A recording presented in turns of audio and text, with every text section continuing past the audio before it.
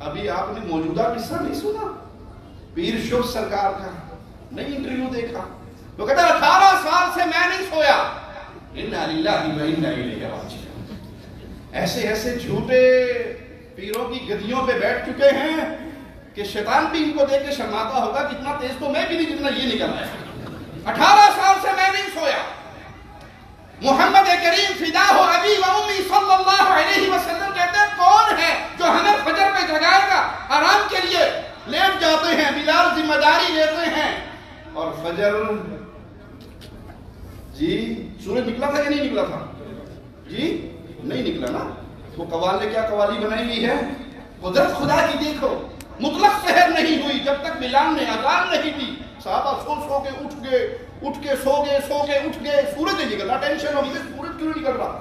کہتے کو بلال کی طرح ابھی تک اذان نہیں دے رہا، سورج رکا ہوا ہے کہ بلال اذان دے گا تو میں باہر نکلوں گا. قرآن کو سیکھیے اللہ کے لیے، اس توحید کو سیکھیے، ورنہ یہ ڈھونگی بابے آپ کو اسی طرح مشرک بنا کر جہنم کا ایندھن بناتے رکھیں. حدیث کے لفظ ہے کہ اللہ کے نبی صلی اللہ علیہ وسلم کے مبارک چہرے پہ کرنیں پڑی. آپ اٹھے، کہا بلال. اور بلال نے کہا آقا جو چیز آپ پہ غالب آ گئی وہی مجھ پہ بھی غالب آ گئی. نبی سو گئے، نبی سوتے ہیں، نبی پہ نیند کا غلبہ ہوتا ہے کیونکہ آپ بشر ہیں.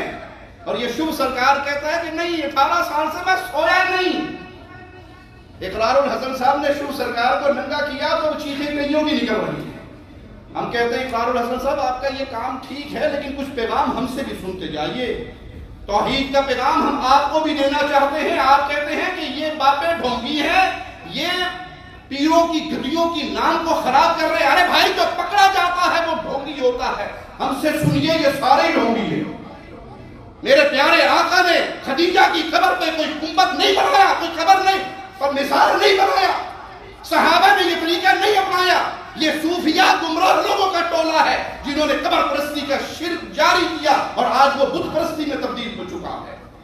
اور عقیدت کا نام لے کر اور عقیدت کی سبز چادر اوڑھ کر انہوں نے دعوے کرنے شروع کر دیے کہ 18 سال سے مجھے نیند نہیں آئی. پھر اپنے آپ کو کیا سمجھتے ہو؟ انسانیت کے سردار محمد رسول اللہ تو سویا کرتے تھے صلی اللہ علیہ وسلم. وہ رب ہے، وہ کامل ہے، اس کی ذات و صفات میں کوئی نقص نہیں اور وہ اکیلا عبادت کا حقدار ہے. لہو ما فی السماوات و ما فی الارض. اللہ اکیلا ہے آسمان اور زمین اور جو کچھ ہے اس کی بادشاہت اللہ کے ہاتھ میں ہے. وہ بادشاہ حق رکھتا ہے کہ پوجا صرف اس کی جائے. جب اس کی بادشاہت میں کوئی شریک نہیں تو وہ چاہتا ہے کہ اس کے حکموں کو مانا جائے. اس کے حکموں کو بدلنے کی طاقت کسی کے ہاتھ میں نہیں ہے. اللہ نے اپنی عبادت کا حکم دیا تو عبادت صرف ایک اللہ کی کیجیے. من ذا الذی یشفع عنده الا باذنہ. وہ اکیلا رب ہر چیز کا مالک ہے. شفاعت کا مالک بھی اللہ ہے. اس مسئلے کو یاد کر لیجئے. سفارش شفاعت کا مالک تنہا اللہ ہے. اللہ کے اذن کے بغیر، اللہ کی اجازت کے بغیر کوئی کسی کی سفارش نہیں کر سکے گا. آپ کو جھوٹی پٹیاں پڑھائی ہیں نعت خانوں نے. جہنم میں تو کیا میرا سایہ بھی نہ جائے گا، غوث پاک سے یہ دیکھا نہ جائے گا. غوث پاک اپنا کی حال ہوئے گا وہ بھی ان بیچاروں کو پتا کوئی نہیں. وہاں تو انسانیت آدم علیہ السلام سے لے کر عیسیٰ علیہ السلام تک آگے سفارشوں کے لیے ترلے کرے گی اور پھر مصطفیٰ علیہ السلام کی طرف ہر نبی اشارہ کریں گے آگے جاؤ.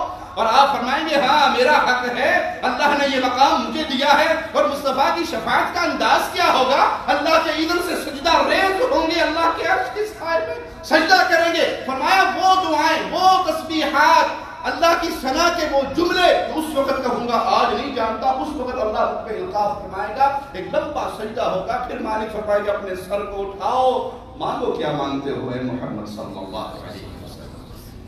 ان پٹیوں سے باہر نکلیے کہ ہمارے اوپر پیر صاحب کا ہاتھ ہے، ہم فلاں سلسلے میں داخل ہو چکے ہیں، مولا علی ہمیں بچا لیں گے، فلاں ہمیں بچا لیں گے. شفاعت وہ کرے گا جس کو اللہ اجازت دے گا.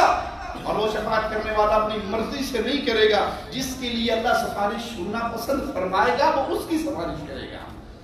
اس کے بغیر سفارش نہیں ہوگی. تو جب یہ معلوم ہو جائے کہ شفاعت کا حقدار صرف ایک اللہ ہے تو تعلق کس سے جوڑنا چاہیے؟ سوال کس سے کرنا چاہیے؟ مانگنا کس سے چاہیے؟